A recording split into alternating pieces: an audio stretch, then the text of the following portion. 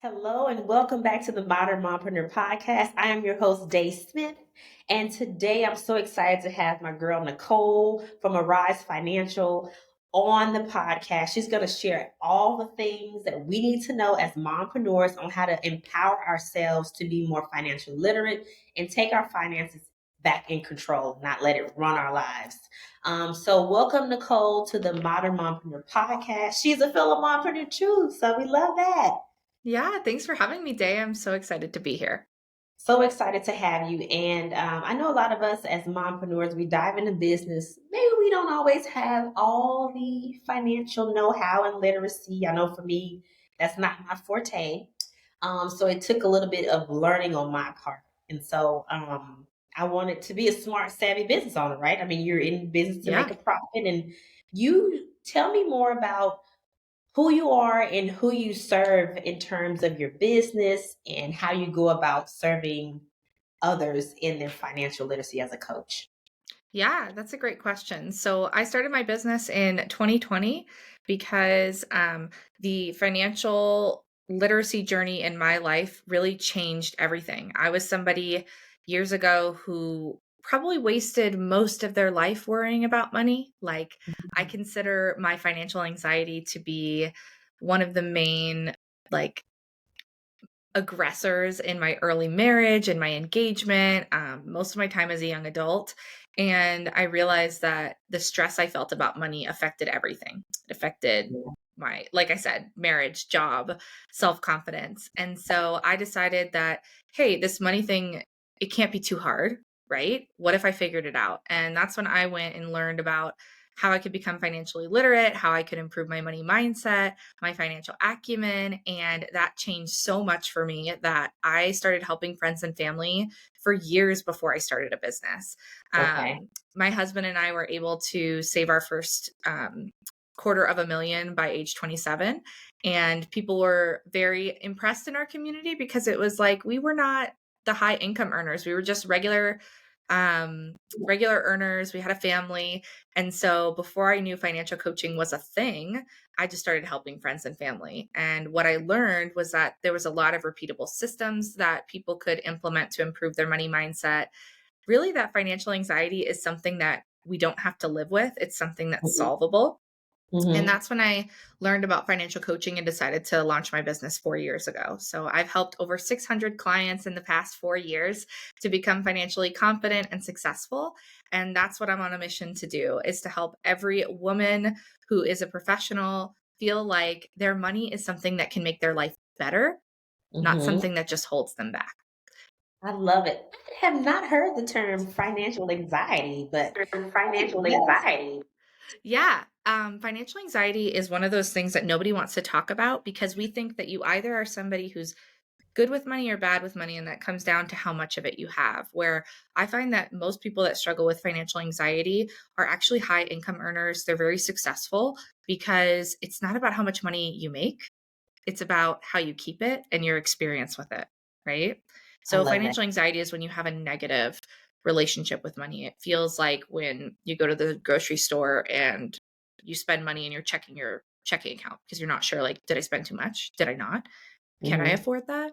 I want to take that vacation. How are other people taking those vacations? Mhm. I want to be investing. When am I going to retire, right? Like, this very questioning, insecure, that's how I define financial anxiety, not like the diagnosis of, like, capital A anxiety. We're talking about little a anxiety. Little But A. it's an experience that many people have, and what they don't realize is that it's not one of those things you have to live with forever. We can get better. Yes, it's something that we can Yeah. improve.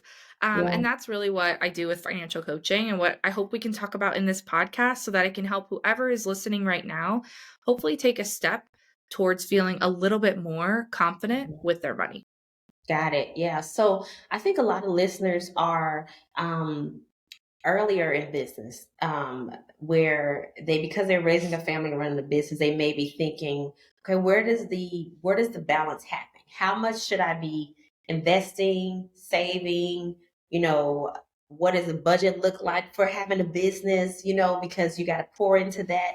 Any advice that you would give for a mompreneur who's trying to balance all of raising a family and running a business, how can we take some ownership or be empowered to navigate that? Yeah, I love that question because being a mom and an entrepreneur is a part of my core identity. Hmm. When I talked about starting my business in 2020, I had a 3-month-old who I was nursing. So, Sure. um, he was born on the first of the year. That was my second child. And then last year, I had my third child, and he is 6 months old now. So, the only way I know how to run a business is while being a mom of young littles. Um, and I think that that's actually a really great strength for moms. Like, they should realize that because we have young children, we think about business differently. So, what I love Mm, about being a mom is I have to think about how I use my time more intensely than other professionals who aren't moms with young children. Because since I control my schedule, I have to think to myself, is this the best use of my time? Is mm, this something that's really going to move the business forward? So I think that it's an asset to be a young mom. I know that some women might say it's not an asset, but I like to flip the script on that because, yes, we don't have time. That's a negative. But because we don't have time, we have to think about time differently, which helps us be mhm, more effective in our business. And that's what I've found is that thinking about, well, how can I maximize the time that I spend working? How can I make sure that I'm working on the right things?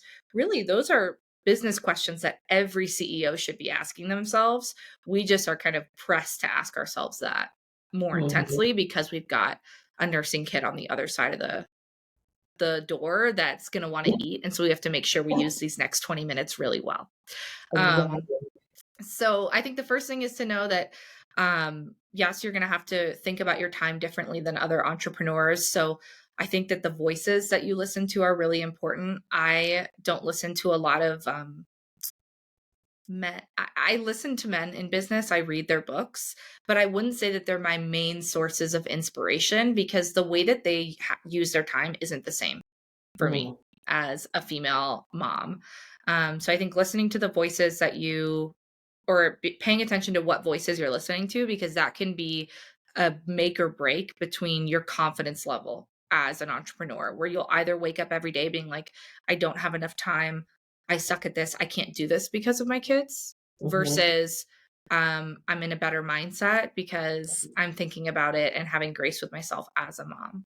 So that's Yeah. one thing. Another thing that I would say is there's a lot of cookie cutter advice out there in business when it comes to money, right? People go online and you'll see a million different paths like, oh, you should invest this much. You should spend this much. Your business budget should look like this. You should spend this amount on Mhm, marketing. You should spend that amount on marketing. Blah, blah, blah, blah, blah. And it makes a lot of women feel overwhelmed because since we are trying to do the best we can, we want to implement all that advice. But what I want to give every listener here right now permission to do is to be willing to chart your own path when it comes to money. yeah. Your situation is not the same as anyone's situation online. It's not even the same as the client stories I could share with you right now, because after working with dozens and dozens of small business owners who are moms, I can tell you that their path towards starting a business, going full time, investing in the business, it's different for everyone Mhm. because your circumstances determine the choices that you need to make, right? You might have Yeah. a partner that can support you if your business fails. You might not have a partner who can support you and you're the main breadwinner.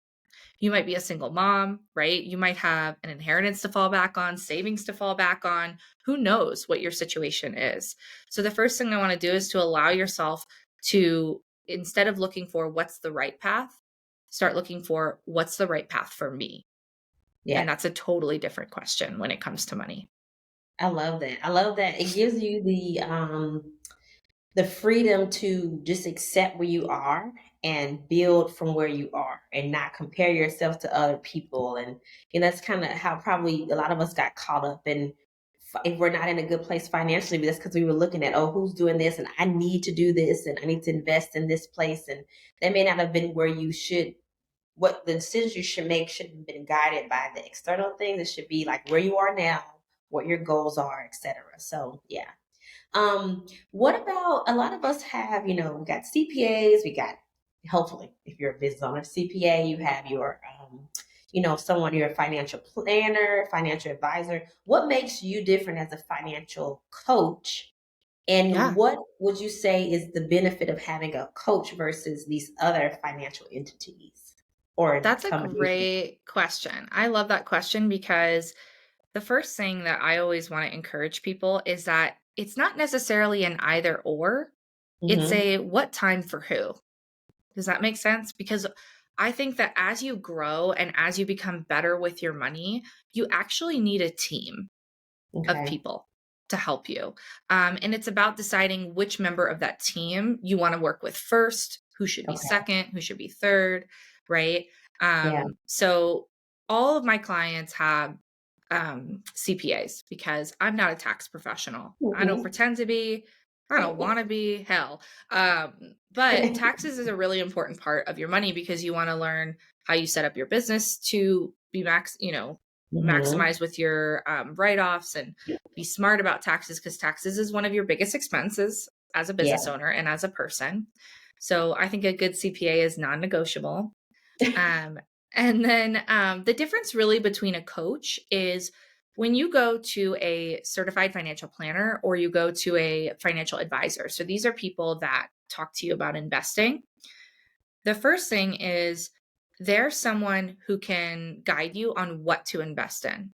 But if you're someone who's struggling with consumer debt, like credit card debt, Mm-hmm. if you have certain financial goals you're trying to hit, like, hey, I want to buy a second house, or I want to buy my first house, or I want Yeah. to be able to cash flow my kids through college,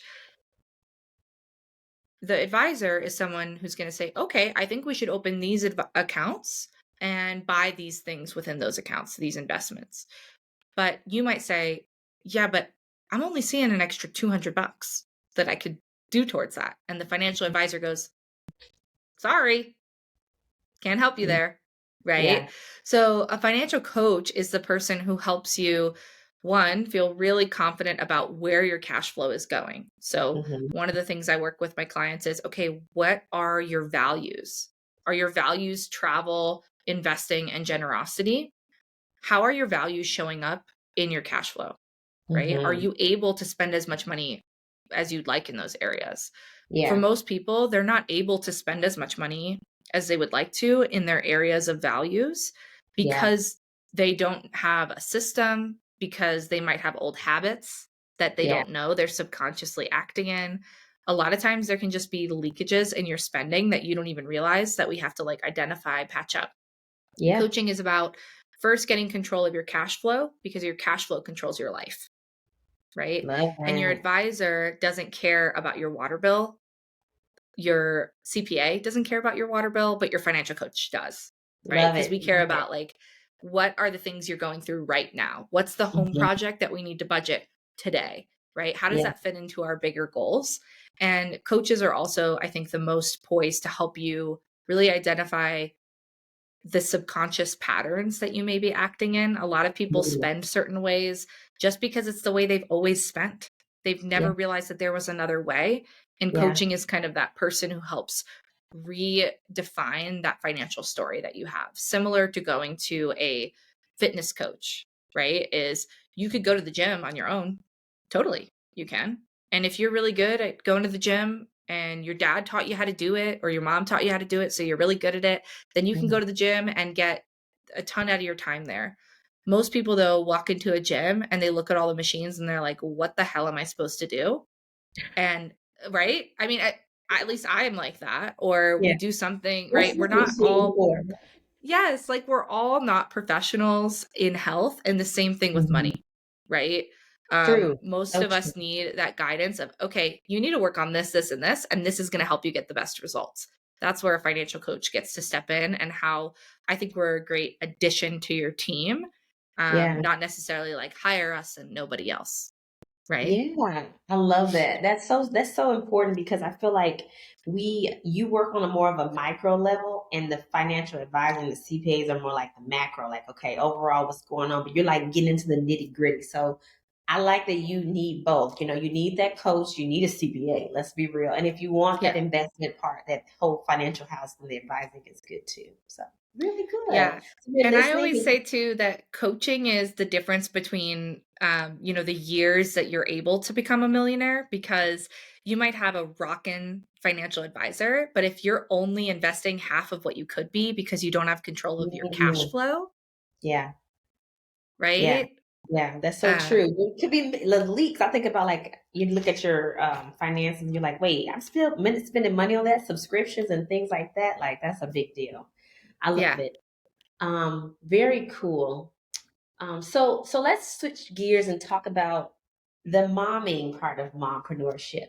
And I want to ask you two questions. One, what is what have been some aha moments around being a mompreneur and raising a family and building a business, things you had to adjust to, and shed light on how in the world you were able to take maternity leave as an entrepreneur. Yeah. Like, what does that look like? So, share some of that with us.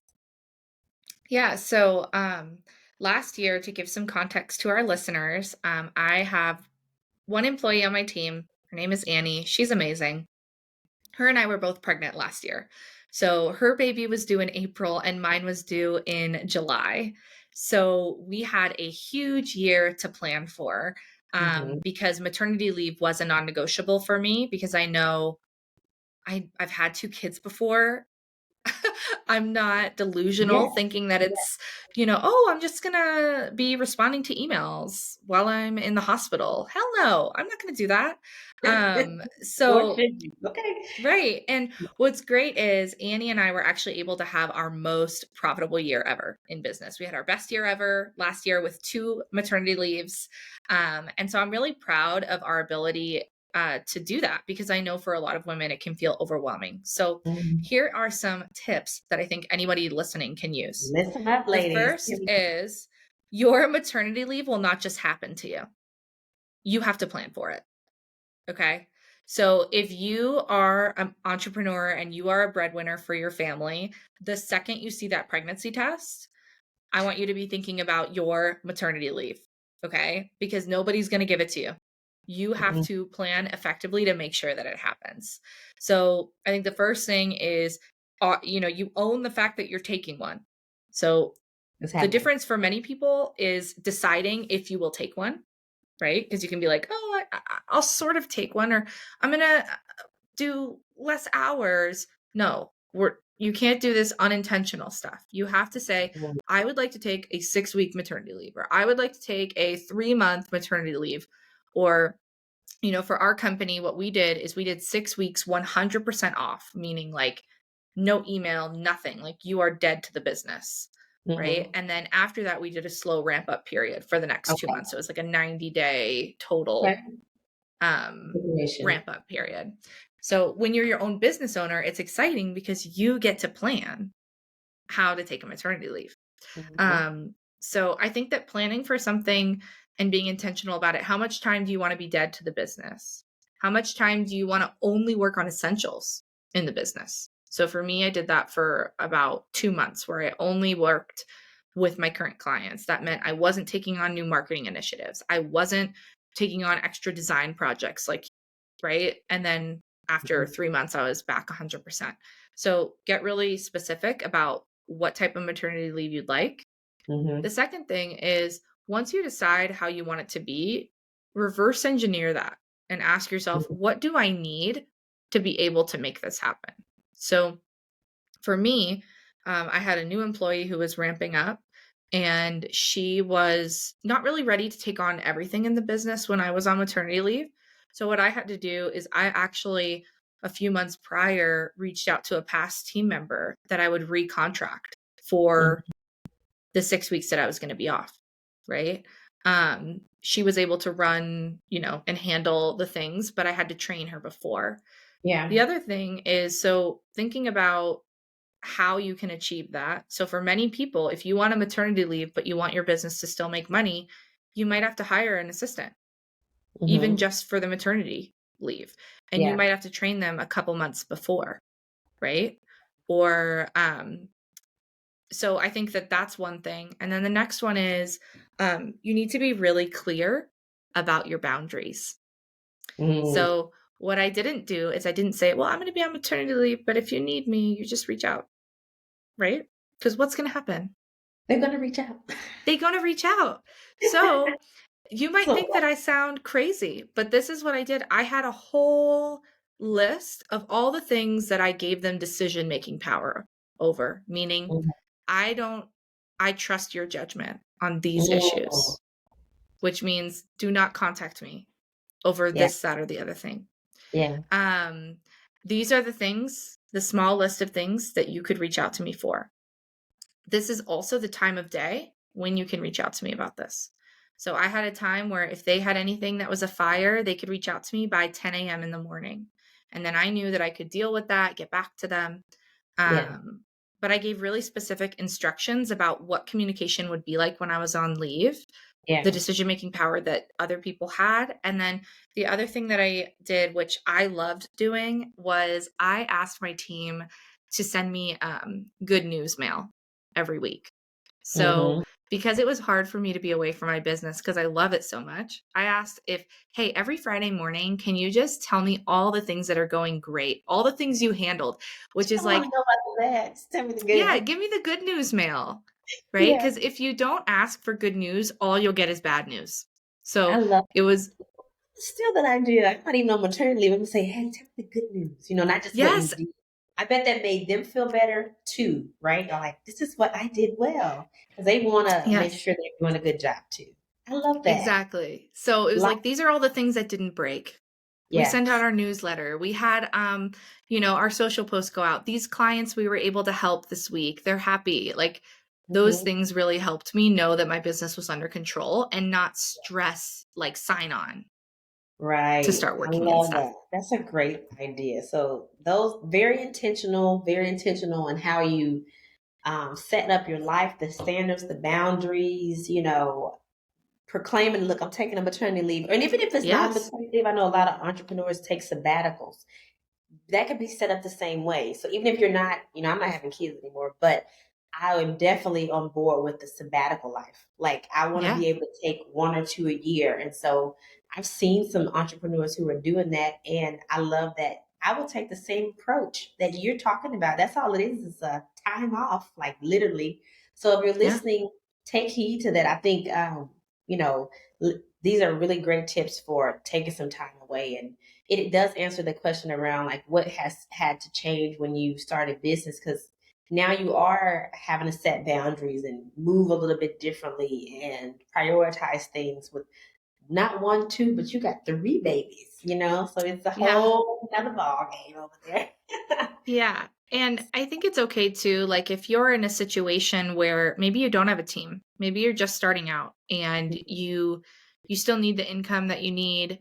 Um, I think it's really helpful to communicate with your clients and communicate with your Mm, family about what you need to be successful. Because at the end of the day, hopefully you're doing business with people who know that you're a person, which yeah, means nobody wants you working in the delivery room.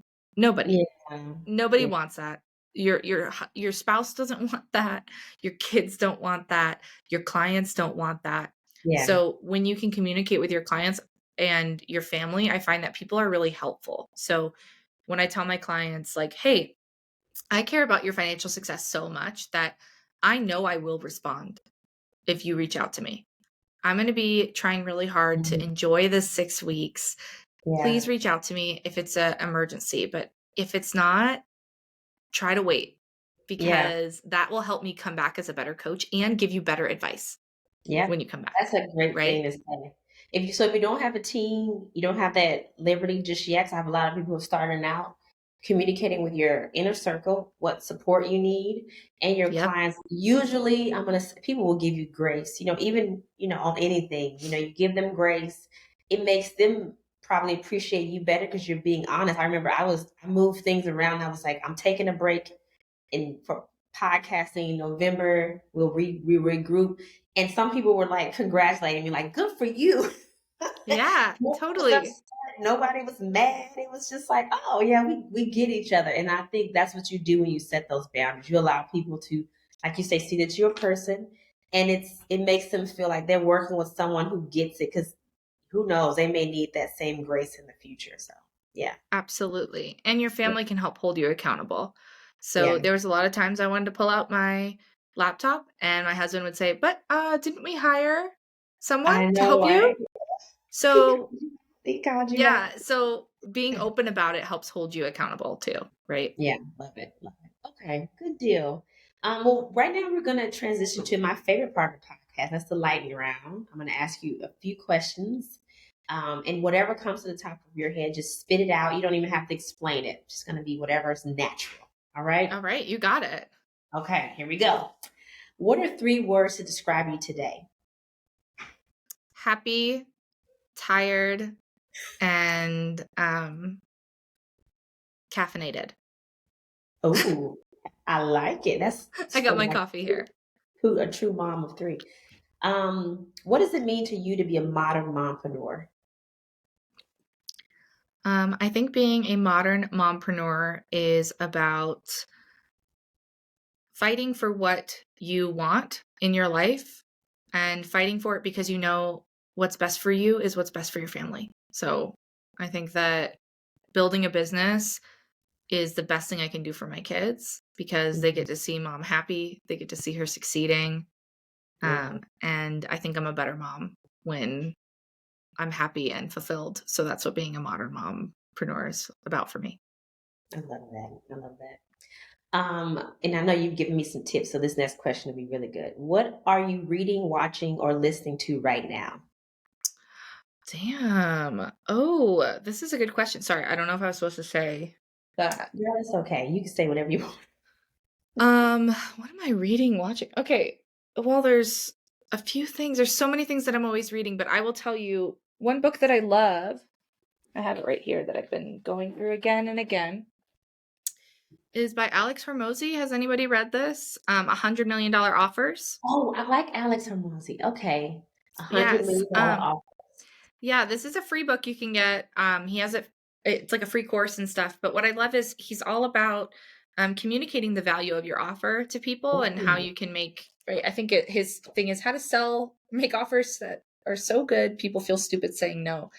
So I love Alex Hormozy, and this is something I've been flipping through. I think the third time I'm going through this. wow. Thank you for Yeah. that tip. I see. Always come with it. I love it. Love it. Yeah. So that's what you're reading. What about watching and listening to? Anything, Netflix binges or podcasts or Yeah, music? great question. I'm listening to a lot of Taylor Swift right now. I'm in my Taylor Swift Oh, era, you're a and Swiftie. oh girl, I am a Swiftie. I was at the concert, the Eras Tour concert, 2 days before I gave birth to my son. Oh, So I was huge. Okay. But I'm definitely listening to a lot of Taylor Swift. I'm in my Reputation era, meaning that was like her really mean album. I love that album. It makes me feel so happy. And what am I listening to other than that? I mean, yeah, I've already went through these books. Oh, another really great book. I'm going to recommend this book to people. It's called A Healthy State of Panic by Farnoosh Torabi. healthy state of, don't knock them down. Oh, Lord. Okay, there we go. Don't worry. These are all my favorite books. But my really good friend Farnoosh Torabi, if you're listening to this podcast, go back and listen to my episodes on her podcast, So Money. It is one of the top money podcasts in the country. But Farnoosh is hilarious. She has this book called A Healthy State of Panic, Follow Your Fears to Build Wealth, Crush Your Career, and Win at Life. I thought that this would be mostly a career book, but I'm actually cracking up the whole time Oh, reading my it God. because it's so funny. And Farnoosh is very funny in real life. She's a great financial expert. But this is a new book that I think is worth it. And she talks a lot about her journey as like being a breadwinning mom in here. So Okay. this is a really Healthy funny, state of funny panic. book. I love it. Those are some great tips. See, this is why I love it. Y'all give great tips. I'm going to go read. Yeah. Okay. All right. And last question. What is bringing you joy? Ooh, what is bringing me joy? Um, hmm. I would say right now what's bringing me joy is my family. We're doing some like intentional playtime together. Mhm. So I took this parenting course a while ago. It's called Positive Parenting Solutions. It's a really common course and it's a really helpful one. But one of the things that they teach in it is doing like intentional time with your kids that's like Mhm. almost like really scheduled, where you're like, okay, we're having mommy and Livy time, or we're having Yeah. mom and Luke time. And it's one-on-one where you just like do what they want, not in a ridiculous way, but just to have fun and play. Yeah. So our kids eat that time up. Like they love it. And Yeah. it's really hard because it requires me to put everything else away to focus Yeah. on them. But I've seen like a real improvement in their behavior Mhm. when we do that time. And so my husband and I have made it a priority, like, okay, we're going to prioritize the mommy and Livy time and the, whatever. So I would say it's bringing me joy because my kids are really silly during that time. Mhm. And I love just hearing them laugh. So we've been doing Mhm. that a lot, like this past week. Aw, that That's is so bringing me joy sweet. right now. I love it. That intentional. I mean, they just need a little bit of your undivided attention. You could It's set not them right up, long. like minutes, Seriously. turn them up, whatever I it is. know. It's It's crazy. true. Yeah, Yeah. yeah, I'm telling my husband, I'm like, she wants to just play Uno for like 10 minutes. I swear, just go in there. And she like Yeah. lights up, talks about it all day. That's her rainbow for the day. It's just crazy. So, Seriously. And it's like, and it you doesn't think take you're much. so busy, you're there, but if you're really not, because you're not doing a lot. I've learned that lesson too. So, yeah. And it's fleeting. Well, they grow up so fast. So just take it all I in. know. Yeah. All right.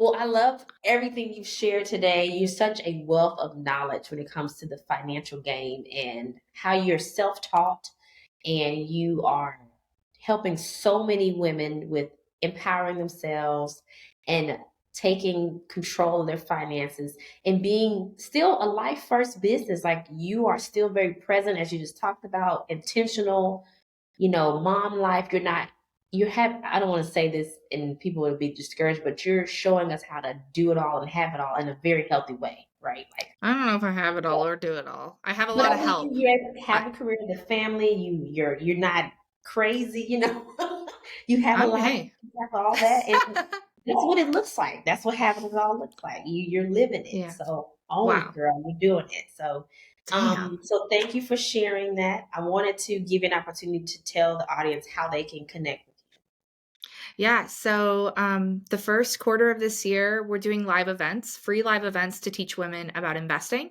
you. and teach women how to overcome financial stress. So if you head to my website, arise.financial, you will find information about, usually we're hosting one at least once a month. So you can Okay. always pop in to those. You can get free value, free financial tips to start feeling more confident with your money. And our investing class is just for women. So it's for women who don't know where to start. If you are somebody who knows, like, I want to feel financially empowered, start with those free classes. They're just a great opportunity to, prioritize your money and also learn about if working with us is the next best step for you. I love it. I love it. So we'll put that in the show notes, arise.financial. You can find out about her free classes and continue to stay connected to Nicole and her team as they provide all these amazing resources for us as moms, mompreneurs, professional women, all the things. I want Yeah. to thank you again. Oh, go ahead, Nicole. No, I was going to say, we ultimately hope that even with our free resources, you can feel more empowered with your money because we Mhm. believe that the world is a better place when women have money and are confident with it. So we hope that you would Amen. engage with our free stuff. And if you're ready to become your best financial self, think about hiring us. Amen. Yes, I totally agree with that. When you empower a woman in anything, makes the world a better place. So Yep. definitely doing good work over there at Arise Financial. Well, if you enjoyed this episode, I encourage you to share it, to subscribe to the channel, to connect with Nicole. Go check her out at arise.financial. See what she got going on over there. Plenty of more good things comes from what she's sharing, and you can learn a lot from her. I want to thank you guys for listening, for tuning in. Thank you, Nicole, so much for sharing your expertise in your zone of genius of financial coaching.